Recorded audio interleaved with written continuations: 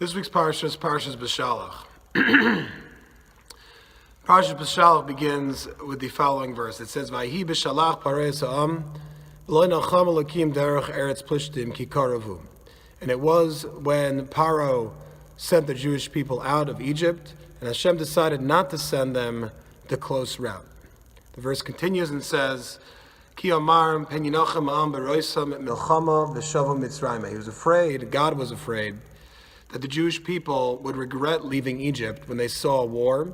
If they were to leave and go the short route, they would immediately encounter war because the land of the Philistines was very much against the Jewish people. They were set against the Jewish people. Therefore, God decided to take them the circuitous route and go around where they would have to travel through the desert, not along the coast. And then the verse ends off by saying, the Jewish people left Egypt armed. They had bows and arrows and swords and whatever they had in those days. Now, the verse seems very disjointed. You have the first verse that Paro sent the Jewish people out. Then you have the part of the verse that discusses that they would have been afraid of war, and therefore God took them the route where they wouldn't have to encounter, immediately at least, fighting any people, any nations, and so on. And then you have the last part of the verse that the Jewish people left Egypt armed. What's the connection? Another thing to note is that the beginning of the verse starts with the words Vayihi. The Gemara tells us that the word Vayihi, and it was, is a reference to something bad, something that is not good. Not good. The Jewish people are leaving Egypt finally. They're being released from their subjugation. Their oppression is about to stop. And we're using the word Vayihi, that it was bad, it was not a good thing that occurred. The answer is that the Jewish people needing their oppressor, the person who had power over them to free them from their slavery, was something that God viewed as a necessity because of the state of mind of the Jewish people. The Jewish people needed the person who controlled them to send them off, to grant them freedom, because without it, they would never, ever view themselves as a Bnei Chayrin, as people who are free to do what they want, as a distinct nation.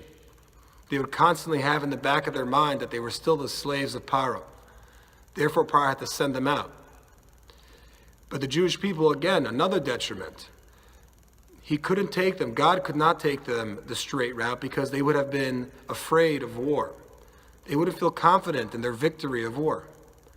And that's not a positive thing because God just showed them the 10 plagues and they don't have confidence to fight another nation. After 10 plagues, they don't have that confidence, that trust, that belief. Again, a sad thing. But the verse ends off by saying, "V'chamushim ol b'nei Yisrael Mitzrayim." The Jewish people left Egypt armed, ready for war. Wait, I just thought we said that God could not take them the straight route because they were afraid of war. So why'd they leave with swords and bows and arrows? So now you see how exact the wording of our verses are. In the first two phrases of the verse where it talks about the sad events, the not good events, it uses the term for the Jewish people, Am. Am is the term, the word nation, that is used uniformly throughout all the nations of the world, like any other nation. They were afraid.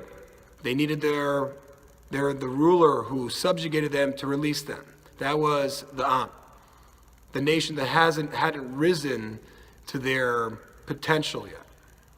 But v'chamushim ol b'nei Yisrael mitzrayim, the children of Israel, though, not the Am, not the nation, they left armed. They were ready for war. They were ready to enter Eretz Yisrael, the land of Israel, fight the Philistines on the day they left Egypt. And you have these two groups within the Jewish people. And that the idea is that having belief and trust in God is a two-way street. God does not fight our fights. We have to stand up and fight ourselves. We have to have the confidence that behind our actions is the power of God. He will give us the strength. He will give us the strategy to win the battle. And that is what the nation, lacked. But Bnei Yisrael, the Jewish people, the children of Israel, they were different. They left armed. Just a quick question on the Parsha. In the Parsha, it discusses the people who complained about not having water.